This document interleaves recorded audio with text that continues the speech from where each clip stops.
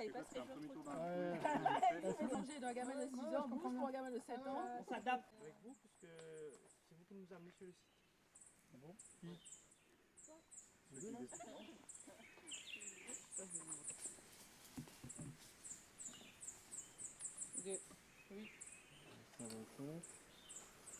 Après, dans la trouée. Ouais, plutôt sur 40. Bon, c'est bon. Le nom utilisé pour, on va dire, cette topologie spécifique, c'est une trouée, ou aussi connue comme un chablis. Donc, c'est des trouées qui se retrouvent régulièrement dans la forêt de Margongue. Et c'est un environnement propice pour la propagation de nouvelles plantes. On a choisi les trouées parce que la vigne marronne s'y est installée. Donc on va dire c'est un environnement favorable pour le développement de la vigne marronne. Il y a un peu de lumière, c'est en milieu de sous-bois, humide. Donc c'est un environnement apte à changer si la vigne marronne n'y est plus. Donc le but c'est de voir si elle y est toujours et est-ce que c'est des plantes endémiques qui a repris ou plutôt des plantes envahissantes.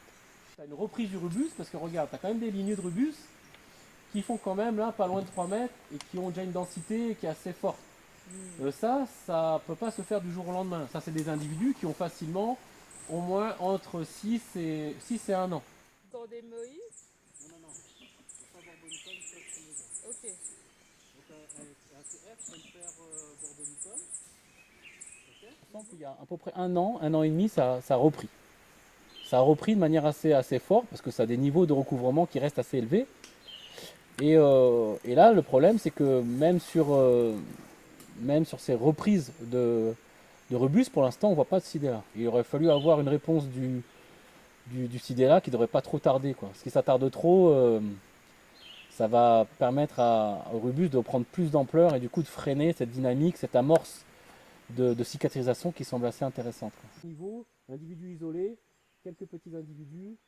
Il y a eu la présence de rubus, donc la vigne marronne. Et puis, par contre, en revanche, dans 2 trouées de 10 à 6 mètres, une trouée avec très peu de présence de la vigne marronne et une autre présence, pas de présence, donc absence totale de la vigne marronne. Donc en gros, on peut voir la différence entre chaque trouée en termes de la densité de la vigne marronne qui a changé.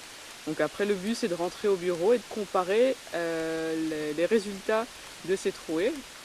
Donc des 4 trouées avec les 95 autres faites durant ces 4 derniers jours, contrairement à le terrain qui a été fait en 2009-2010 par le parc.